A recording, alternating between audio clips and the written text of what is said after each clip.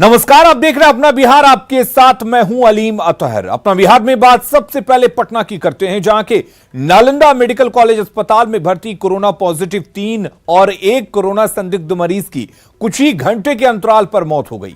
इससे एक बार फिर अस्पताल में फिर से हड़कंप मच गया। ये तीनों मरीज दरभंगा, मुजफ्फरपुर और पटना के रहने वाले थे।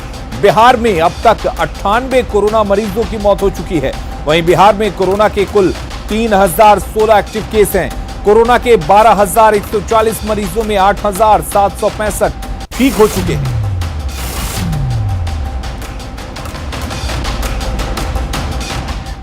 हमारे यहाँ अस्पताल में आज 4 व्यक्तियों की मृत्यु हुई है, जिसमें एक विनय कुमार 55 साल मुजफ्फरपुर के रहने वाले थे। दूसरे रुखसाना खातून 38 साल की दरभंगा की थी और एक प्रेम शंकर प्रसाद 75 साल के, ये संदलपुर पटना के थे। और एक सस्पेक्टेड अभिषेक कुमार चौधरी 36 साल के गया के थे। तो कोरोना महामारी से पूरा देश परेशान है, इसमें बिहार भी शामिल है। प्रदेश में लगातार बढ़ रहे कोरोना मरीजों की संख्या ने सरकार की चिंता और बढ़ा दी है।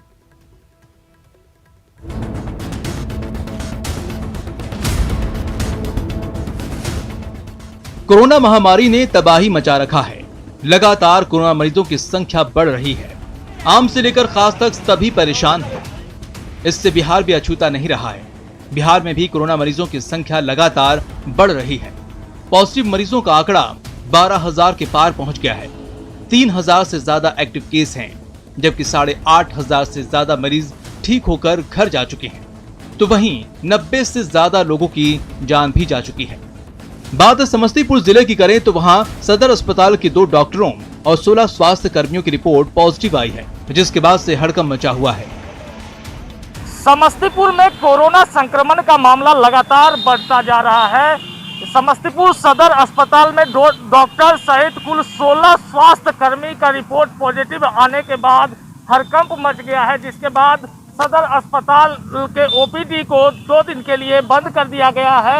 और यहाँ पर मुख्य द्वार पर सूचना उसको कर दिया गया है, जिसके मुताबिक सूचना पट में लिखा गया है, सर्वसाधारण को सूचित किया जाता है कि कुछ चिकित्सक और परिचारिका एवं ममता के कोविड-19 संक्रमण पाए जाने के कारण अगले 11 जुलाई तक ओपीडी को बंद रखा गया है।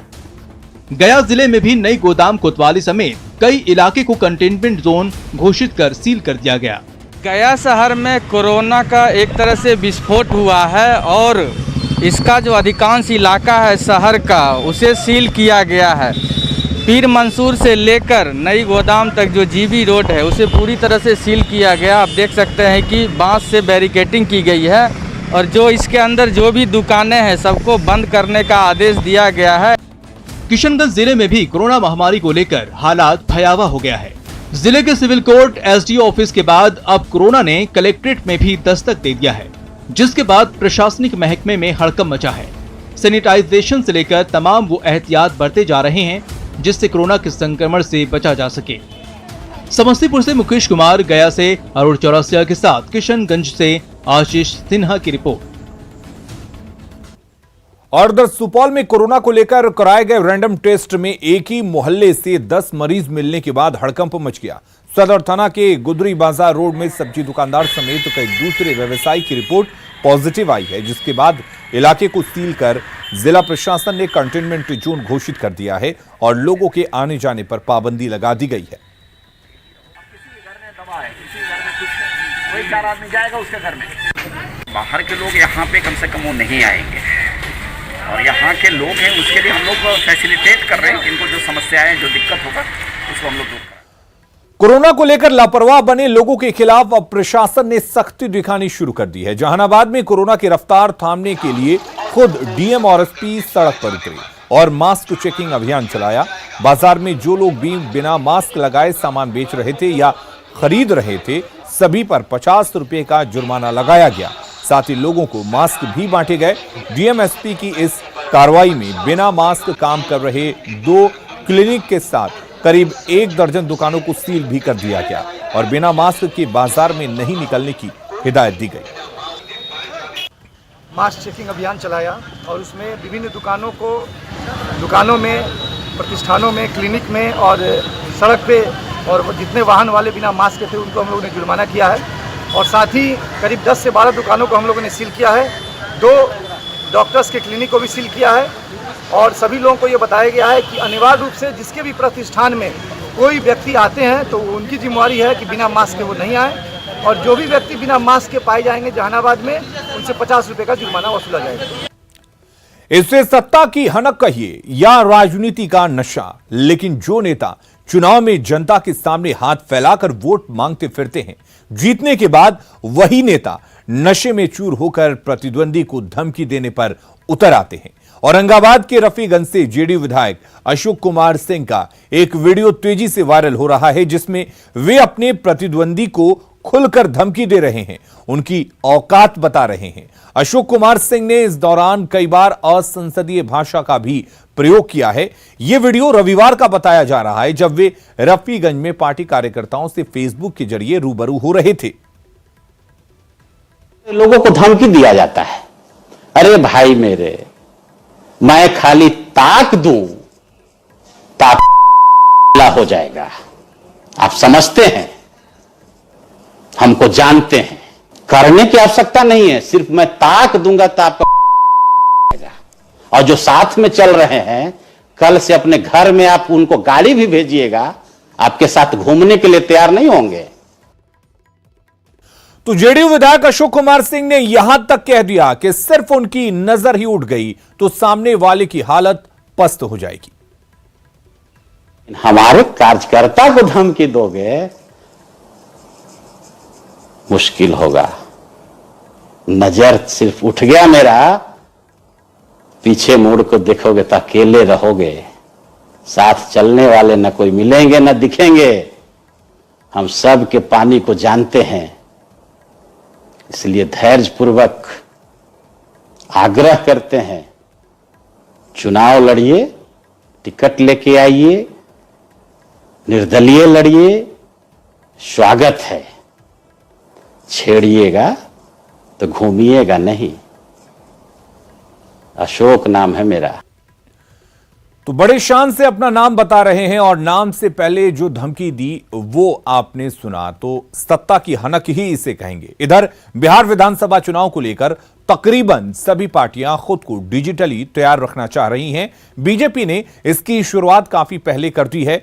अब जेडीयू ने अपने सारे विंग को डिजिटल एक्टिव होने का टास्क दे दिया है और इसकी शुरुआत भी हो चुकी है।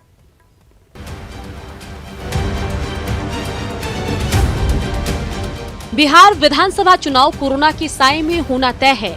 ऐसे में पार्टियों का अब डिजिटल रिसोर्सेज पर भरोसा बढ़ता जा रहा है। जनता दल यूनाइटेड ने भी अपने तमाम प्रकोष्ठों को डिजिटल माध्यम से कार्यकर्ताओं से जुड़ने का टास्क दिया है। बड़े नेता इसकी प्रैक्टिस भी कर रहे हैं। आज तकनीकी ज्ञान के हम लोग ज्यादा से ज्यादा उपयोग कर रहे हैं। इसी कारण वर्चुअल, फेस लाइव और हम लोग इस तरह के चीज़ों का उपयोग करके हम अपने कार्यकर्ताओं के साथ, अपने नेताओं के साथ संपर्क स्थापित कर रहे हैं। जेडीयू ने विधानसभा चुनाव को लेकर अल्पसंख्यक वोटरों पर भी निगाहें गड़ा दी है। मुस्लिम वोट कैसे जेडीयू के पाले में आए, इसे लेकर जेडीयू के मुस्लिम लीडर लगातार सोशल मीडिया पर एक्टिव हैं। खास तौर से मुसलमानों में जो आरजेडी के लिए जो सोच है कि भाई उनकी गुलामी करनी है या उनको वोट देना है, जो आज से पहले से होता रहा है, बहुत सारे लोग करते रहे, इसको खत्म करने के लिए हम लोगों से कनेक्ट हो रहे हैं। जेडीयू ने अपने तमाम विंग को चुनाव को देखते हुए एक्टिव कर दिया है। जेडीयू की नजर युवा वोटर पर है। इसे लेकर पटना की सड़कों पर बड़े बड़े पोस्टर लगाए गए हैं। बीजेपी के बाद जेडीयू पूरी तरीके से डिजिटल मोड में आ गई है और पटना के सड़कों पर इस तरीके से बड़े बड़े पोस्टर लगाए गए हैं, जिसमें साफ साफ लिखा हुआ है युवा विचार विकसित बिहार नीतीश कुमार। साथ में ये भी लिखा हुआ है और इसमें जेडीयू के जो बड़े नेता हैं उनकी तस्वीर भी लगी हुई है। साथ ही हम इस पर आपको दिखाएंगे पोस्टर पे कि इसमें फेसबुक लाइव पर जुड़े 11 जुलाई 2020 यानी कि शनिवार के दिन 12 बजे। तो ये फेसबुक के माध्यम से जेडीयू कार्यकर्ताओं से जुड़ेंगे आरसीपी सिंह, जो जेडीयू के दूसरे नंबर के नेता बताए जाते हैं नीतीश कुमार के बाद। और जाहिर सी बात है, उनकी अगुवाई में लगातार डिजिटल मोड में कार्यकर्ताओं से कनेक्ट किया जा रहा है जेडीयू को। और जाहिर सी बात है आरसीपी सिंह जेडीयू के बड़े नेता हैं और 11 जुलाई को फेसबुक लाइव पर जुड़ेंगे। कोरोना संक्रमण की वजह से कार्यकर्ताओं के बीच में, जनता के बीच में जाना इतना आसान नहीं है। इस वजह से सोशल मीडिया के माध्यम से जनता के बीच में अपनी पैठ बनाने के साथ साथ कार्यकर्ताओं को बूस्टर भी किया जा रहा है। कैमरामैन सुबोध के साथ आनंद अमृतराज, न्यूज 18 नेटवर्क, पटना।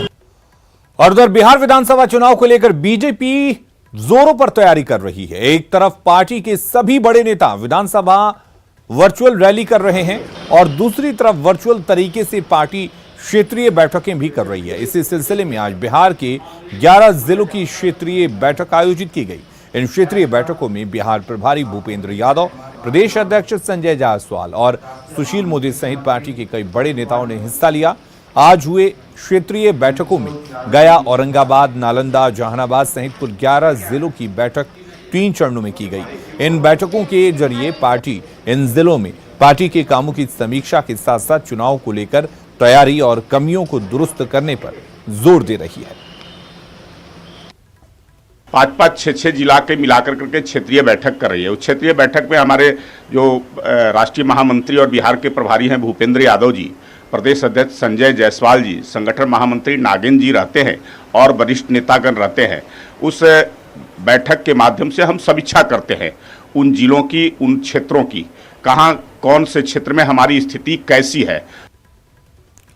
बिहार में जीतन राम मांझी महागठबंधन के साथ है या नहीं, अब साफ होता जा रहा है। 10 जुलाई को हम कोर कमेटी की बैठक बुलाई गई है। माना जा रहा है कि 10 जुलाई को मांझी गठबंधन को लेकर बड़ा फैसला ले सकते हैं और बड़ा ऐलान हो सकता है। 10 तारीख को हमारे राष्ट्रीय प्रमुख ने कोर कमेटी की बैठक की है और उस दिन उसके नेक्स्ट डे हम लोग फैसला ले लेंगे, कहीं भी जा सकते हैं। ऐसे हम लोग उनको अधिकृत कर दिया है कि आप जो भी फैसला लेंगे हम लोग आपके साथ हैं और कोई जरूरी नहीं कि हम महागठबंधन में भी रहे। महागठबंधन अहंकार में जी रहा है, इसलिए कि वो कोऑर्डिनेशन कमेटी बना नहीं रहा है, इसलिए हम लोग कहीं भी जा सकते हैं। आदरणीय जीतन बाबू मांझी जी अपनी पार्टी के, हम पार्टी के राष्ट्रीय अध्यक्ष हैं। उनका व्यक्तिगत फैसला पार्टी के लिए जो भी होगा वो स्वतंत्र है। हम लोग महागठबंधन में सभी दल साथ हैं। अब उनकी पार्टी को उनको फैसला लेना है, इसमें हमारी कोई दिलचस्पी नहीं है। गोपालगंज में हाल के दिनों में अपराधियों का खौफ बढ़ता जा रहा है। वहीं अपराधी दिन दहाड़े बॉम्ब ब्लास्ट की वारदात को अंजाम देकर फरार हो जाते हैं। ताजा मामला विशंबरपुर थाने के सिपाया बाजार का है, जहां अपराधियों ने एक डॉक्टर के क्लिनिक के बाहर ताबड़तोड़ बम फेंके, फिर लोगों में दहशत फैलाने की नीयत से हवाई फायरिंग करते हुए फरार हो गए। 2 बाइक पर 4 की संख्या में ये अपराधी आए थे। वहीं इस घटना से पहले 2 जुलाई को ही अपराधियों ने सिपाया बाजार स्थित रामेश्वर प्रसाद की क्लिनिक में घुसकर कार्बाइन दिखाकर डॉक्टर को जान से मारने की धमकी दी थी। धमकी देने के बाद अपराधी क्लिनिक के बाहर हवाई फायरिंग करते हुए फरार हो गए थे। अपराधियों ने डॉक्टर से 20 लाख रुपए की रंगदारी की मांग की थी।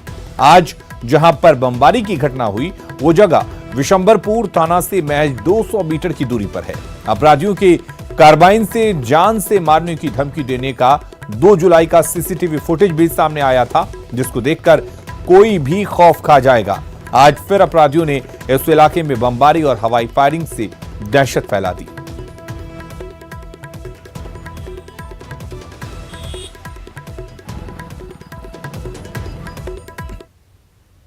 वो भागने में सफल रहा है, लेकिन हम लोग इस पर त्वरित कार्रवाई कर रहे हैं और इसे पकड़े हैं। किसके ऊपर सर बमबारी किया? बमबारी किसी के ऊपर किया नहीं है। सिपाही ढाला पर डॉक्टर रामेश्वर क्लिनिक के आगे सड़क पर बम फटा। पटना में बेखौफ अपराधियों का कहर थमने का नाम नहीं ले रहा है। आज एक बार फिर पटना सिटी में बेखौफ अपराधियों ने दिन दहाड़े एक कारोबारी को गोली मार दी और करीब 15 लाख रुपए लूटकर फरार हो गए। हालांकि पुलिस ने अभी 10 लाख रुपए से अधिक की लूट मान रही है। मामला मालसलामी थाना क्षेत्र के मारूफगंज का है, जहां दाल कारोबारी अपने भाई के साथ बैंक में पैसा जमा करने जा रहे थे। तभी रास्ते में 5 की संख्या में आए बाइक सवार अपराधियों ने कारोबारी मनीष कुमार और अभिषेक उर्फ सोनू पर फायरिंग शुरू कर दी और रुपये से भरा बैग लेकर फरार हो गए। विरोध करने पर अपराधियों ने अभिषेक के पैर में गोली मार दी, जिसके बाद गंभीर हालत में उसे अस्पताल में भर्ती कराया गया है। फिलहाल पुलिस अपराधियों की धरपकड़ में जुटी हुई है। मंसूरगंज में देखे तो मोटरसाइकिल से लूट के जा रहा है। जानकारी हुआ कि मनीष कुमार का पैसा छिना गया, गोली मार दिया। ये दो लोग कौन थे? दोनों जो साथ में थे मनीष के भाई थे कि मनीष थे? मनीष कुमार खुद मालिक है। अच्छा। और उसका भाई है जो अविनाश कुमार। गोली किसको लगी है? सोनू कुमार। तो कितना पैसे का लूट हुई है? 15 लाख। तो क्या ये बराबर यहाँ पर आया जाता कहते नहीं? बराबर आया। परंतु हम लोग जो है देख रहे हैं, सारे एंगल पर जांच कर रहे हैं। कितनी की संख्या में अपराधी थे सर? और ये उनके द्वारा जो बताया जा रहा है कि 3-4 होंगे या और भी होंगे, लाइनर भी हो सकते हैं। गोली कितने लोग किस दिन को लगी है सर? अभी लोग क्या थे? सोनू नाम है उनका, पैर में जो है। बिहार के डीजीपी गुप्तेश्वर पांडे अपने खास और अलग अंदाज के कारण हमेशा सुर्खियों में बने रहते हैं। डीजीपी गुप्तेश्वर पांडे पश्चिम चंपारण के एक गांव में पहुंचे, जहां गवई अंदाज में दिखे और लोगों से बात की। दरअसल डीजीपी गुप्तेश्वर पांडे आज सुबह अचानक पश्चिम चंपारण के गौनाहा स्थित कटरा गांव पहुंचे। डीजीपी का स्वागत गांव के लोगों ने जोरदार तरीके से किया।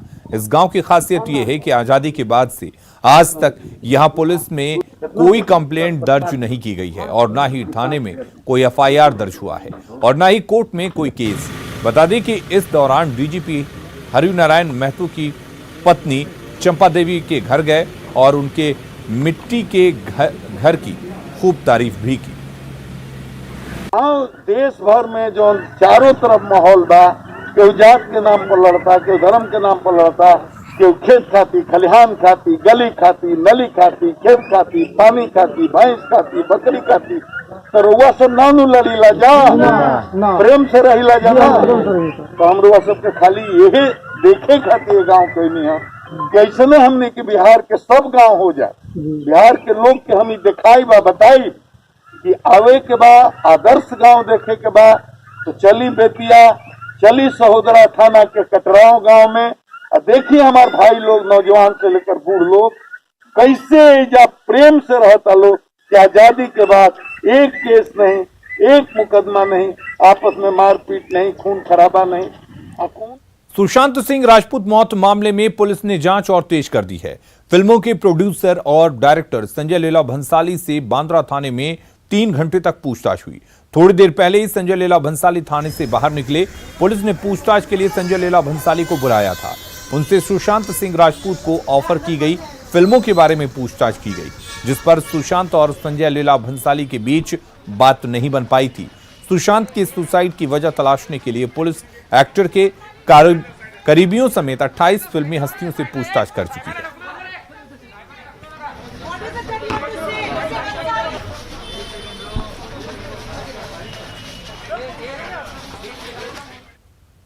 और अब बात सावन की, जिसकी आज पहली सोमवारी है। और कोरोना संकट को देखते हुए मंदिरों में भीड़ से बचने के लिए पूजा अर्चना और जलाभिषेक पर रोक लगाई गई है। सरकार के आदेश पर मंदिरों में किसी भी तरह से श्रद्धालुओं के आने से रोक है। श्रद्धालुओं को आने को रोकने के लिए पुलिस की तैनाती की गई है, लेकिन बिहार में कई ऐसे शिव मंदिर में पुलिस जवानों की मौजूदगी नहीं दिखी और कई जगहों पर पुलिस के जवान भी दिखे तो श्रद्धालुओं को रोकने में नाकाम रहे। आपके टीवी स्क्रीन पर 4 तस्वीरें देख रहे हैं जमुई, लखीसराय, गया और बेगूसराय की। जमुई के अखाड़ा में प्रसिद्ध गिद्धेश्वर नाथ धाम की ये तस्वीरें बेहद हैरान करने वाली हैं, जहां मंदिर बंद होने पर लोग दीवार फांदकर मंदिर में घुस गए और ताला बंद होने के बावजूद वहीं पर पूजा अर्चना शुरू कर दी। लखीसराय के प्रसिद्ध अशोक धाम में भी गर्भगृह को बंद कर दिया गया, लेकिन श्रद्धालु खुद को मंदिर में आने से रोक नहीं पाए और मंदिर के बाहर से ही पूजा अर्चना कर लौट गए। गया के ऐतिहासिक मार्कांडे मंदिर में भी ताला लटका मिला और उसके बावजूद बड़ी संख्या में लोग मंदिर में पहुंच गए और कतार में खड़े होकर अपनी बारी का इंतजार करने लगे। इस दौरान किसी ने भी ना तो मास्क लगाया था, ना ही किसी ने सोशल डिस्टेंसिंग की परवाह की।